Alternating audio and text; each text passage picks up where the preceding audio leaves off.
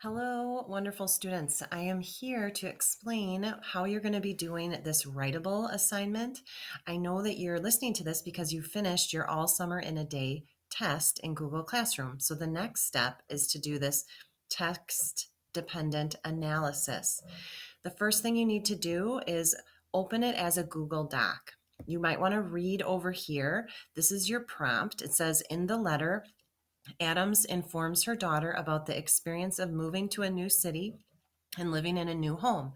Write an essay analyzing how Adams responds to her new surroundings. Use evidence from the letter to support your response.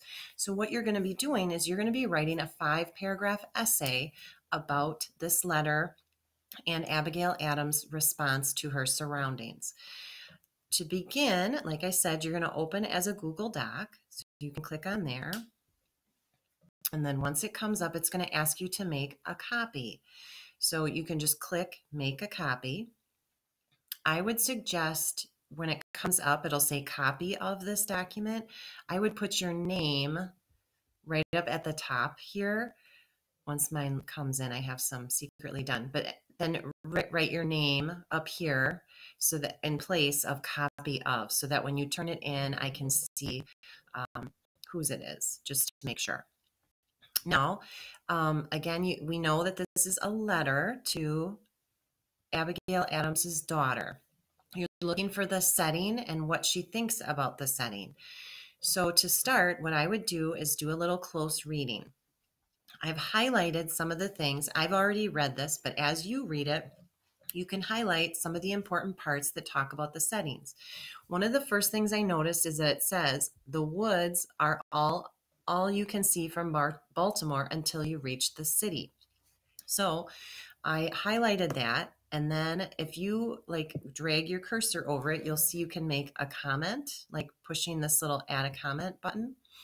And then you can make some notes so that when you go back and write your 5-paragraph essay, you know what this little part of the story is about.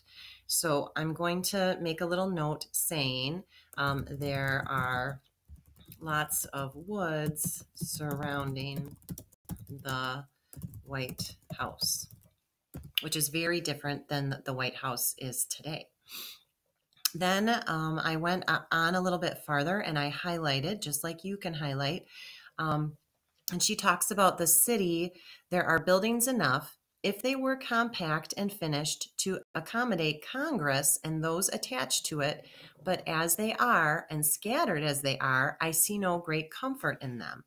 So this, I'm going to highlight that again and then see my comment comes up. And then I'm going to say, the homes are not very comfortable, and maybe add something else too. I'm just writing basic things. I also noticed just after that, it says there's a river which runs up to Alexandria. If you notice, there's a star. If you go down to the bottom of the writing, it explains that Alexandria is a city in Northern Virginia. And there's a river. So that's another important thing. And if you've been to Washington, D.C., you know that there's a river there too. So you can notice that there is a river in the area. And then she goes on and talks about that a little more in detail. So that's what you're to do all the way through here. Then you're going to be making a graphic organizer. So you're going to need a piece of paper.